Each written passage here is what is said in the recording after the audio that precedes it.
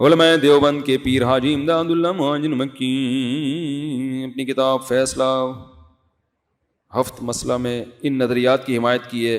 مولد شریف، فاتحہ مروجہ اور سما غیر اللہ کو پکارنا، تو پھر علماء دیوبند کا ان نظریات کے خلاف سخت موقف کیوں ہیں؟ دیکھیں، حاجی امداد اللہ مہاجر مکی رحمہ اللہ تعالیٰ بہت بڑے اللہ والے بزرگ تھے اور وہ میلاد کے حامی تھے. یہ بات درست ہے، میلاد شریف کے حامی تھے. غیر اللہ کو پکارنا تو شرک ہے، اس کے وہ حامی نہیں تھے.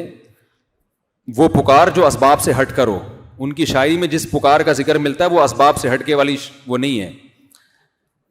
تو لیکن ہم اس کے بھی قائل نہیں ہیں، کیونکہ شرک کا دروازہ بہرحال اس سے کھلتا ہے. کیونکہ ایک عام آدمی کو کیا پتہ یہ اسباب کے تحت پکارنے کی بات کر رہا ہے یا اسباب سے ہٹ کے بات کر رہا ہے. تو وہ جو اس کے قائل تھے، تو یہ انہوں نے سوال پوچھا کہ پھر علماء دیوبند ان کو اپنا پیر و مرشد کیوں مانتے ہیں؟ دیکھو، وہ اللہ والے بزرگ تھے تو ان سے اللہ اللہ سیکھنے کے لیے علماء ان سے بیعت ہوئے تھے. باقی مسائل میں ان کو فالو ہم نہیں کرتے. مولانا رشید احمد گنگوئی رحمۃ اللہ علیہ حاجی امداد اللہ مہاجر مکی کے مرید تھے نا، تو انہوں نے کوئی مسئلہ بتایا تو کسی نے کہا آپ کے پیر صاحب تو یہ مسئلہ بتاتے ہیں. تو انہوں نے جواب دیا کہ ہم نے پیر صاحب سے اللہ اللہ سیکھنے کے لیے اصلاحی تعلق قائم کیا، مسائل ان سے وہ ہم سے پوچھیں، کیونکہ علم اللہ نے ہمیں دیا ہے. تو بعض دفعہ کوئی بزرگ ہوتے ہیں لیکن مسائل میں ان کو مہارت نہیں ہوتی. تو ہاں، بزرگ جو میں نے صحبت کی بات کی نا بیان میں، سخی کے ساتھ رہیں گے تو سخاوت آئے گی، تو اللہ والوں کے ساتھ رہیں گے تو کیا آئے گا دل میں؟ اللہ آئے گا. تو وہ اللہ والے تھے، ان کے ساتھ بیٹھنے سے اللہ کی محبت پیدا ہوتی تھی. تو بڑے بڑے علماء ان سے بیعت ہوئے، لیکن مسائل میں علماء دیوبند نے ان کو فالو نہیں کیا، کیونکہ مسائل میں علماء کو فالو کیا جاتا ہے. سمجھتے ہو گے نہیں سمجھتے؟ تو اس لیے علماء، بلکہ یہ تو علماء دیوبند کے حق پرست ہونے کی علامت ہے. یہ جو کہتے ہیں نا علماء دیوبند شخصیت پرست ہوتے ہیں، اگر شخصیت پرست ہوتے تو حاجی امداد اللہ مہاجر مکی جو ان کے پیر تھے ان کی بات مانتے اور میلاد شریف کی قائل ہوتے ہیں نا، تو یہ خود اس کی علامت ہے کہ علماء دیوبند شخصیت پرست نہیں ہے. انہوں نے اپنے پیر کی بات بھی نہیں مانی. صحیح ہے، ان کا دلیل کیا ہے اس کی؟ سمجھتے ہو؟ اور میں ایسی بہت ساری آپ کو حوالے دے سکتا ہوں میرے پیر و مرشد کے کیا رائے ہے، اور میں نے ان سے اختلاف کیا ہے، اس لیے ہماری نظر میں وہ موقف دلائل کے لحاظ سے کمزور تھا. آپ کو میں حقیقت حلفیہ یہ کہہ سکتا ہوں، آپ کو شخصیت پرستی علماء دیوبند جو صحیح علماء دیوبند ہیں وہ شخصیت پرستی سے بالکل پاک ہیں.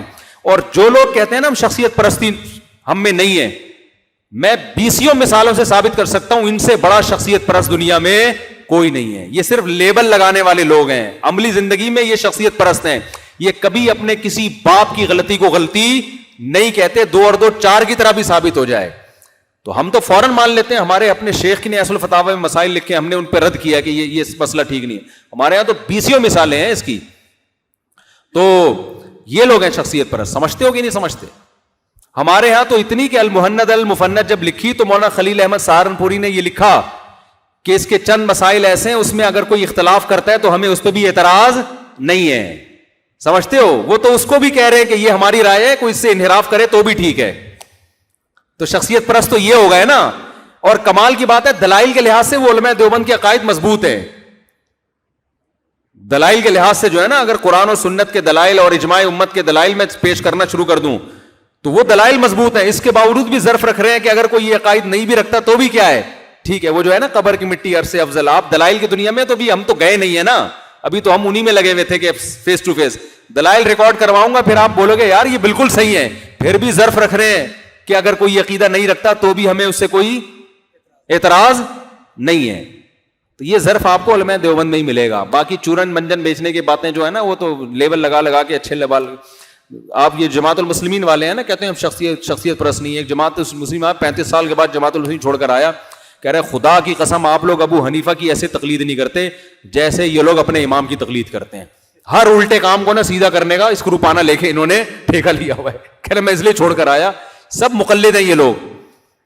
طلاق ثلاث کے مسئلے پر دیکھ لو، اہل حدیث کو جب ہم فتویٰ دیتے ہیں کہ 3 طلاقیں 3 ہوتی ہیں، کوئی اہل حدیث عامی آدمی ہو، میں نے اپنے دوست میں میرے اہل حدیث تھے، میں نے کہا تم تو کہتے ہو ہم تقلید نہیں کرتے، میرے ان دلائل کا جواب دو نا. اب کہہ رہے نہیں، جو ہمارے بڑے حضرات کہتے ہیں کہ ان مسائل میں کچھ نہیں رکھا، یہ تو ہم صدیوں سے اختلاف چلا رہے ہیں. اب کہاں گیا بھائی قرآن و حدیث؟ اب تو تم اس لیے 3 کو 1 کہہ رہے ہو کہ ہم اہل حدیث ہیں، تو ہمارا مسئلہ کیا 3 کتنی ہوتی ہیں؟ 1. تو بتاؤ شخصیت پرست ہو گئے کہ نہیں ہو گئے؟ تو آپ دیکھ لو اہل حدیثوں کو، میں نے بہت سو کو اپنے کلپ بھیجے، ان کو میں نے اپنے حوالے دیے، نہیں پیچھے ہٹتے وہ اپنی رائے سے. جس نے 3 دی ہوئی ہیں صحیح ہے نا، وہ نہیں پیچھے ہٹے گا. وہ کہے گا جی ہمارا مسلک ہے. دلائل کی دنیا میں خاموش ہو جاتے ہیں. علماء سے بھی میری بات چیت ہوئی ہے, نہیں ہٹتے پیچھے. بھائی یہ سب لیبل ہیں کہ ہم سب شخصیت پرست ہیں.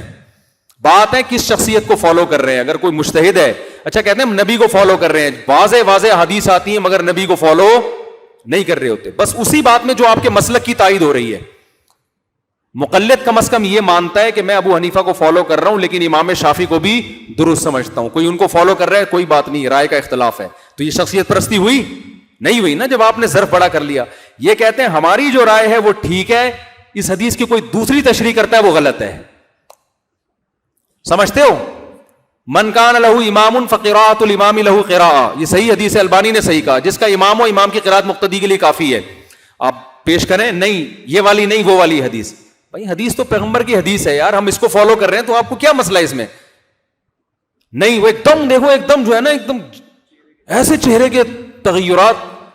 شافی لوگ ہمارے ساتھ بہت ٹائم گزرا, وہ حدیث پیش کرتے ہیں, ہم جب ان کے سامنے حدیث پیش کرتے ہیں کہتے ہیں ٹھیک ہے بھائی یہ بھی مضبوط دلیل ہے, تو ٹھیک ہے یہ بھی وہ بھی رائے ہے یہ بھی رائے ہے, تو آپ اس کو فالو کر رہے ہیں, اس کو وہ بٹا ختم کر دے گا, اس کا ظرف کیا ہوگا؟ بڑا.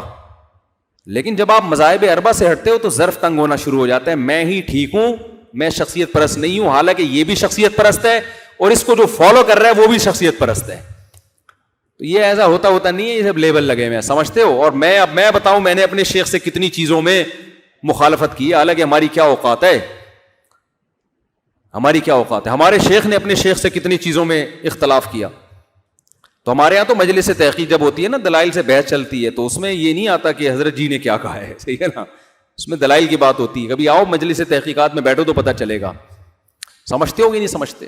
وہ آئے نا, وہ پتہ چلے گا. سبھی لطیفہ یاد آ رہا ہے. اب وہ کہا نا کہ ابا بیٹا گھر نہیں جاتا تھا نا, اسکول نہیں جاتا تھا, بیٹا تمہیں پتا ہے علامہ اقبال کون ہے؟ کہتا پتہ نہیں.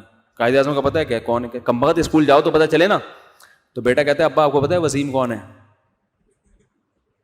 نہیں. ستار کا پتہ ہے؟ ابا گھر میں رہو تو پتہ چلے نا. سمجھ